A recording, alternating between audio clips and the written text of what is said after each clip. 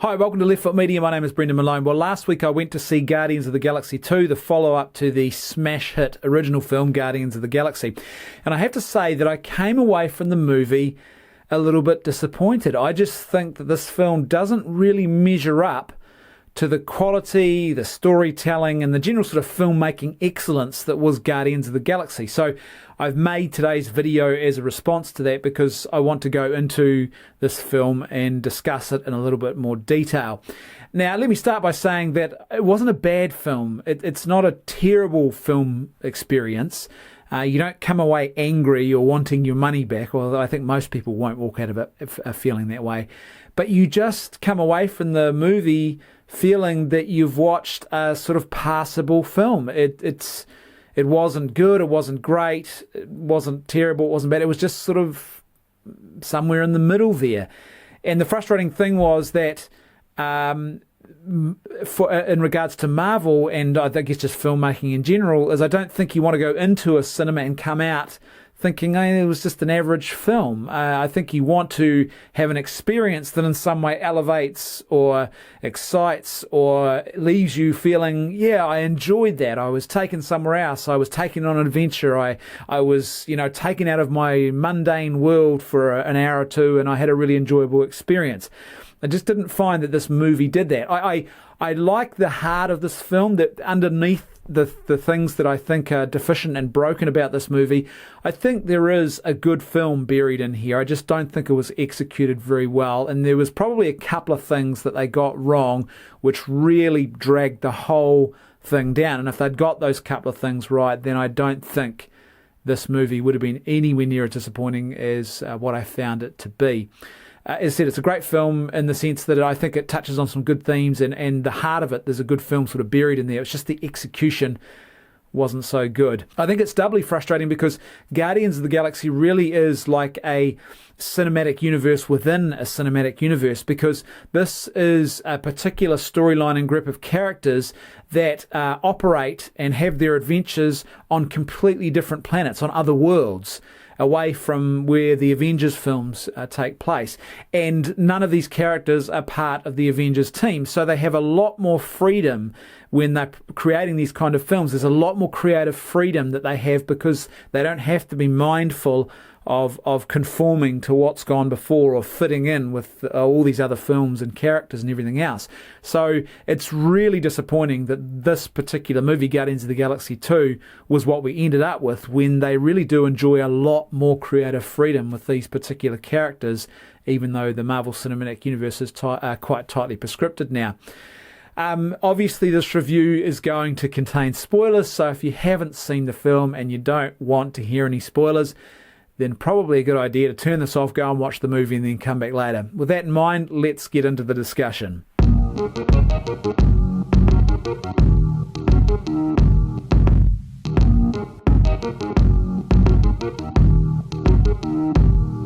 The first thing I found really frustrating about Guardians of the Galaxy 2 was the fact that the trailers just gave away far too much of this film.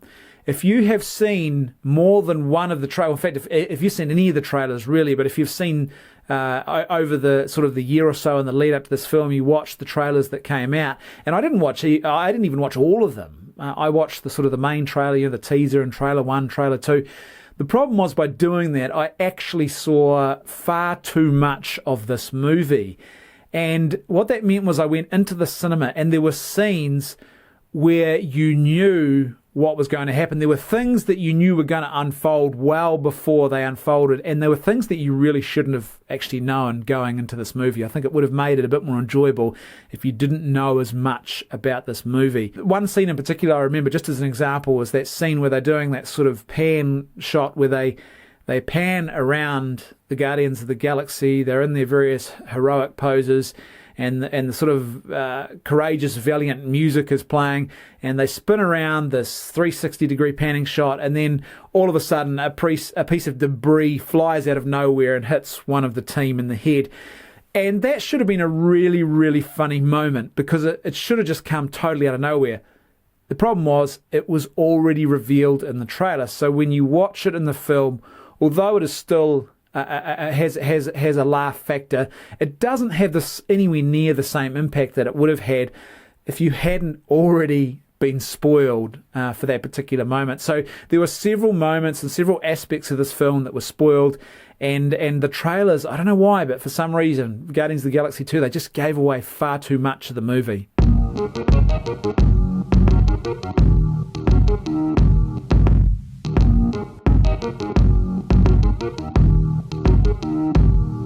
The next thing that I found really frustrating about this film were the big question marks, the ex machina, the plot holes, the things about this plot and the storytelling which just don't really seem to make a lot of sense if you stop for more than 2 seconds to think about them. Now, I get it. Every film, especially a superhero fantasy film, requires a willing suspension of disbelief. You don't believe that all of this stuff is true and taking place in the real world, and you have to give a bit of poetic license, and you have to let filmmakers away with a few little things in order to tell their story well, and not have to spend 4 hours, producing a film rather than say an hour and a half or 2 hours. But even taking that into account, this film still has what I think are a bit uncharacteristic, generally speaking, for Marvel, some plot developments, some storytelling points, some holes, some ex machina that it just doesn't feel that good. It feels a bit lazy, or maybe like they didn't sit down as a team and really work through the story that they had on the paper in front of them and say, is this really the best that we can come up with? So, for example, why do they need 2 Celestials to execute this plan? It just seems strange to me that you've got one Celestial who has the power to plant these devices on 1,000 worlds over 1,000 years, and yet he can't execute the plan without another Celestial. To me, it doesn't quite make sense. I mean, that was one of the minor things. Why does this plot feel so convoluted? Why does it feel, even the way it's executed, the way Kurt Russell is telling his story with those little sort of model diagram things, why did it all feel convoluted? Why was I sitting there going, hold on a minute, have I got the story straight in my head? Like, it's not good when a film just feels, particularly a film like this is not art house, surrealist or independent type cinema. This is sort of stock standard popcorn type movie fare, and you're watching it and you're sort of asking yourself, hold on, have I got this plot straight in my head? What's going on here? And there were little moments like that where they just sort of kept cropping up. Why didn't they save Yondu? I mean, this is frustrating because, he flies off into space, but they have a lot of time once they're away from the main danger of the planet exploding, where surely the ship could have been piloted to the 2 of them and Yondu could have been saved, especially since we've seen this very type of thing happen previously in the first film, and it all worked out okay for the person who lent their spacesuit to the other person. So it just didn't make sense to me. Why is a powerful god, the celestial being that is Kurt Russell, why was he able to be killed so easily? Why does he have this amazing godlike power, and yet he doesn't even realize that they are planting a bomb in his brain? I mean, because they take so long to do this. Why is he so vulnerable that this is all it takes to destroy him? Why does Kurt Russell's character, Peter Quill's dad, why does he take so long to track him down? Now, I get it. There's this convoluted plot we're given about Harry couldn't go back to Earth because that would take him away from his home planet for too long, and he would lose his mojo if that happened. I get it. But it was kind of a little bit of a weak ex machina way of preventing him from going back and, finding Peter Quill. And it certainly doesn't explain why he took so long. Why did he allow him to stay with Yondu for so long, for so many years, for several decades, before he actually made his way to finding him and bringing him back to the planet again? It didn't really make a lot of sense. Why does he kill Peter Quill's mum with cancer? That doesn't make any sense. He doesn't need to do that when you think about it. All he needs to do is have Yondu kidnap Peter Quill, or turn up and kidnap his son back himself, And there's nothing she can do about it. She can't travel through time and space. She's got no superpowers. She can't track down her son. She won't find him, and she won't get her son back. And if she goes around planet Earth telling 1 million people that her son was kidnapped by space aliens, it won't matter. It won't make the slightest bit of difference. In fact, she's just likely to end up being incarcerated in a mental institution. So why does he give her cancer? It doesn't make sense. In the original film, the cancer actually made sense, and there was sort of a hint at the possibility that perhaps, Star-Lord's powerful father might have in some way caused some radiation. Now, obviously it's not very explicit, but you sort of, as watching, you did start to think, well, maybe, because she's been so close to an alien, that was it was one possibility. It was never spelled out or anything. But the point was the cancer served an important device in the plot to really create and craft the character of Peter Quill in a particular way, with a particular type of loneliness and a sense of isolation and a sense of not knowing who he really was.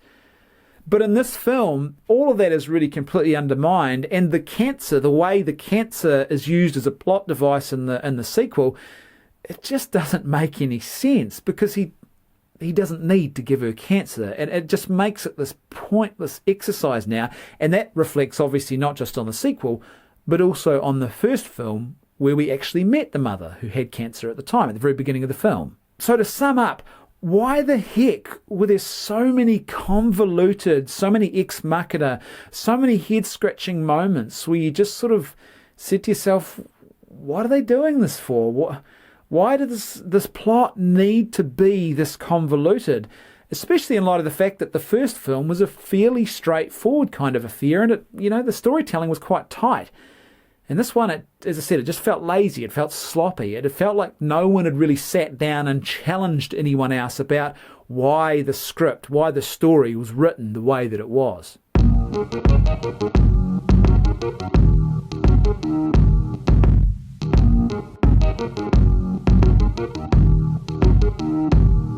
On top of the fact that there were flaws in the plot and sort of lazy ex machina plot device things and things that sort of seemed like plot holes and that didn't quite make a lot of sense, I think the general writing this time around was definitely far more inferior to what we saw in the first Guardians of the Galaxy. Like I said, it felt like a really sort of well-told story, the first film. This one, I don't think the writing really even comes close to what we saw in the first movie. This time around, it felt like there were too many jokes in the wrong place, and sometimes it also felt like the comedic timing was a little bit off. So the very first time I noticed it was at the very beginning of the film, where we see that opening credit sequence, that opening battle with the dancing baby Groot. Now, the dancing Groot was a cute, funny little gag, and it had its place. The whole thing about the music and why he was plugging in the music, to me that felt a little bit forced, but it was like, okay, they're giving perhaps a justification, a wink and a nod as to why we might be listening to music in this particular scene. But then once they get into it and all we see is this constantly dancing baby Groot, it just felt like it went on and on and on for too long. Now, I got to the end of that sequence and I thought, well, okay, maybe this was just a sort of creative and clever way of not having us bored out of our minds while they introduce a whole lot of opening credits. This was their way of getting the credits done, and they thought, how can we fill this space that we've got? But then, as the movie progresses, we see more of these moments where the comedic timing just doesn't feel right. And it's also, it just feels like this time around that they have, first of all, there's a lot more jokes, what I would call, it's moved away from the original. The original had a sort of innocence to it, and there was a sort of, it was funny.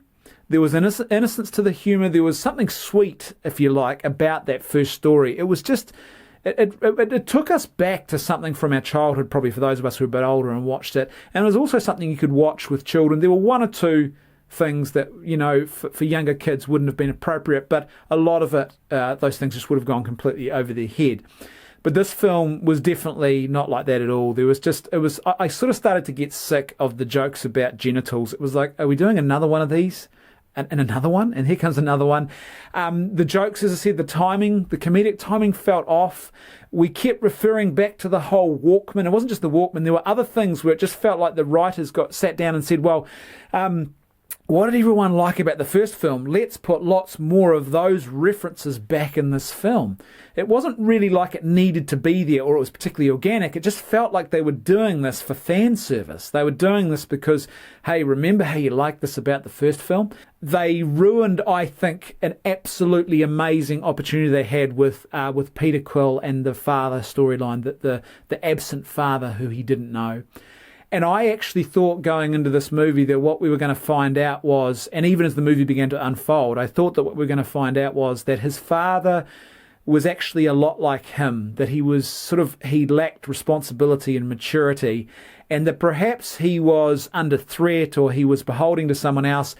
And so I thought what was going to happen was he was going to betray and sell out his own son to another force or another evil entity or to another space government or something. I thought that's where it was going, and it really felt organically like that's where it should have gone. Or perhaps what they could have had was they could have had his father as a bit of a bumbling fool, who really hasn't got his act together despite the fact that he looks like this all-powerful alien. Perhaps he's a bit inept. These would have been ways, I think, to progress the storyline. But what they end up with is, I think, a really huge missed opportunity and a very frustrating experience. You come away from the end of it thinking, why did they make his dad so evil and so hateable? Because whether you like it or not, that also reflects on the character of Peter Quill now. His dad was a really bad guy. Whereas previously there was so much scope and there was a sort of a sense of mystery to what his father could have been, and they had all of that before them in the second film they could have played with. But instead we end up with this character who just is so dislikable. And as I said, whether we like it or not, that reflects on Peter Quill. It just felt to me like they completely ruined that whole opportunity, that storytelling opportunity. And the other thing about that was Yondu's death. That moment with Yondu's death, where Yondu becomes his surrogate stepfather, as he'd been his stepfather all his life effectively, and he dies out in space, sacrificing himself for his son. I'm sorry, but that moment where we were all supposed to be tearing up and feeling all emotional, that just wasn't earned. They did not craft enough of the story to actually earn that moment. And that was so frustrating because I got to that moment and I remember thinking to myself, what are they doing this for? This to me felt more like soap opera type writing where you quickly jam something in there and you're trying to get or elicit an emotional response from the audience, but you haven't actually earned that emotional response. You haven't done the hard work of creating character development and story development that justifies that whole entire emotional crescendo. It was so lacking. That's why if you were watching that emotional crescendo, which would have or should have been this big, powerful, impacting moment in the story, and you were sitting there going, why is this not quite as emotionally impacting as maybe my brain thinks it should be?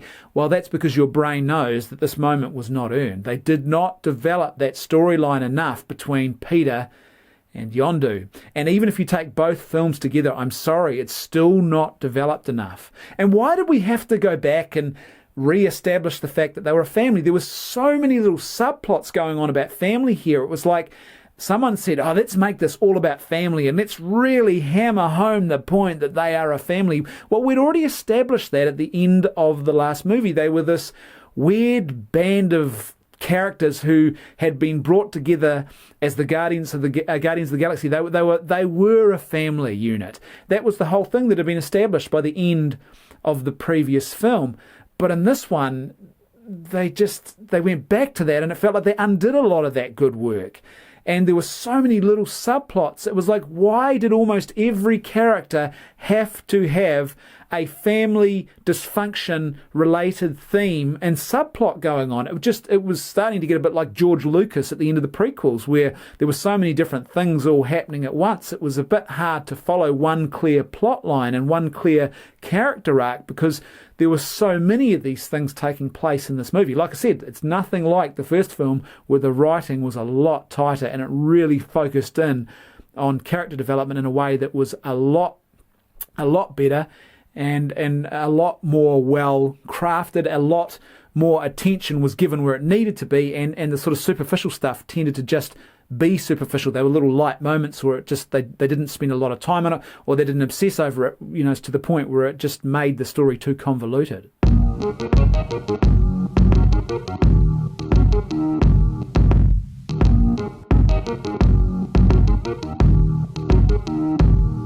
Another thing I really didn't like about this movie was the darkness. You compare these two films and it's a marked difference. In this movie we have child murder. Not only is it child murder, it's child murder by father. It's people being given cancer. You've got broken people who are harmed by family dysfunction. You've got a prostitution planet with prostitute robots on it. You've got Yandu's crew members who suddenly become these brutal, evil pirates. Now, they were always pirate characters, but in the first film, they were kind of bumbling characters, and even though there was a sort of sense of menace there, it was never dark. They were likeable rogues, but in this one, oh boy, they actually pretty quickly become very horrible, dark, and unlikable characters, and that whole crew takes on a whole darkness that I don't think was necessary, and certainly was a massive departure from the original film. I just don't understand why this film was just so dark. And I think particularly about the character of Rocket. Again, he's a classic example of this. He was a likeable rogue in the first film, and his sardonic wit, his caustic tone, and his sort of abrasive and very defensive, really, and rude engagements with other people, they were understandable because of what he was and what we knew about his backstory. It made sense. He was a character trying to defend himself by putting up a wall, and he treated other people with a lack of basic respect and courtesy, because this was about him really trying to keep himself safe, and he didn't want to be vulnerable. And it also was, I think, about a character who was, because he was manufactured in a lab, if you like, he didn't quite understand the nuance. He's not a human either, so he doesn't understand the nuance of sort of good, respectful human relationships and engagement. And on top of that all, he hangs out with a tree who only says one phrase over and over again. So it all made sense in the first film, but in this film, Rocket isn't just a likable rogue. He's now a really dark and bitter character.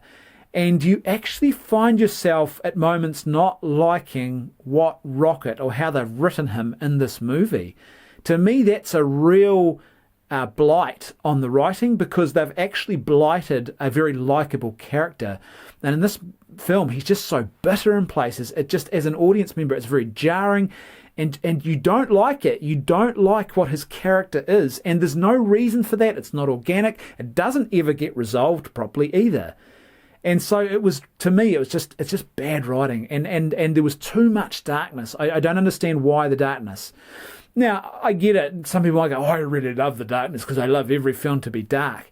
But remember the criticism that was levelled against Batman v Superman and Man of Steel. Oh, they're so dark and they take it all too seriously. Well, this movie was dark. It had child murder in it, for Pete's sake. It had a guy giving a woman cancer because he wanted to kill her just because he's maniacal. He's a psychopath, basically. This was a dark film. There was no reason to do this, because the first film, it was serious enough, but it wasn't a dark movie. This film was dark, and I actually think it actually ruined. It took a lot of the fun out of it, and that's why I think they kept inserting these really inappropriate jokes. I was thinking about it afterwards, and I sort of thought to myself, I wonder if someone on the writing team realised, or the director or whoever realised, ooh, this is a little bit dark and heavy. We need some more humor. And they started inserting inappropriate jokes or poor comedically timed jokes at the wrong place in the film to try and lighten the mood a bit. And actually, ironically, they ended up putting too much of those in, and it started sort of slowing the plot down. The one in particular I think of was the battery gag towards the end. Have you got batteries? Have you got batteries? And I'm sitting there watching this and I'm thinking, this is totally inappropriate timing for this gag, because this is sort of the apocalyptic world-saving moment, and what they've done is they have completely taken you out of the intensity and the drama of the moment, which should be, there should be a crescendo of time, and there should be a time pressure, a deadline that's being levied on these characters that really puts the heat on, and they stop all of that, they take you out of that, and then they do this elongated gag. And it just, the comedic timing and placement of that just wasn't good. And as I said, I can't help but sense that maybe someone said, this is too dark, we need to lighten the mood somehow, but they ended up going too far with some of the jokes that they put in there. They just put too many of them in the wrong places.